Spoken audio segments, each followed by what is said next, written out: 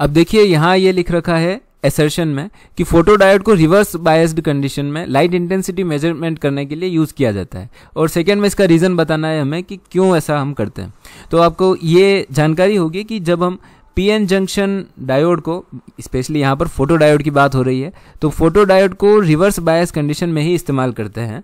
और इसकी वजह यह है कि जो डेप्लीशन रीजन होता है, जब हम इसको रिवर्स बायस्ड कंडीशन में यूज़ करते हैं। रिवर्स बायस्ड कंडीशन क्या होती है, पहले तो हमें ये याद होना चाहिए कि कोई भी जो डायोड है उसके अंदर दो हिस्से होते हैं, एक हिस्सा होता है एन टाइप, दूसरा होता है पी टाइप, और इन दोनों के बीच में डेप्लीशन रीजन बन जाता है। रीजन इसलिए बनता है क्योंकि एन टाइप में negative charge carrier, N for negative charge carriers ज़्यादा होते हैं इलेक्ट्रॉन, और ज़्यादा संख्या से कम संख्या की तरफ ये नेगेटिव चार्ज कैरियर्स मतलब इलेक्ट्रॉन इधर डिफ्यूज़ कर जाते हैं, और इसलिए एक डेप्लीशन रीजन बनता है बीच में।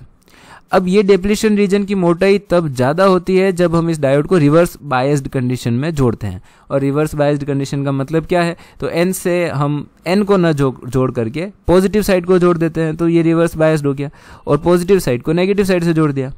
अब ये क्योंकि रिवर्स बायस्ड है इसलिए इसकी डेप्लीशन रीजन की मोटाई ज़्यादा होगी।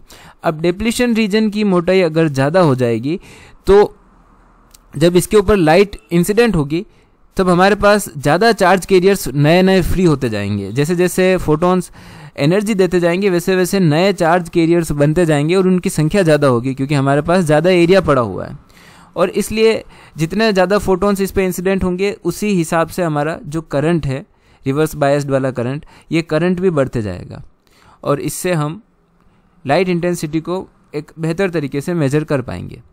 और इसका रीज़न जो यहाँ दे रखा है ये कह रहा है कि फॉरवर्ड बायस्ड में जो करंट है वो रिवर्स बायस्ड से ज़्यादा होता है। हाँ, बिल्कुल ज़्यादा होता है, पर इसका कारण ये सही नहीं बैठता। ये है बिल्कुल सही रीज़न, बट इसका रीज़न ये नहीं हो सकता है ना। तो ये रीज़न की स्टेटमेंट सही है, एसर्शन की स्टेटमेंट सही है, बट ये reason R can not be the correct explanation of the assertion.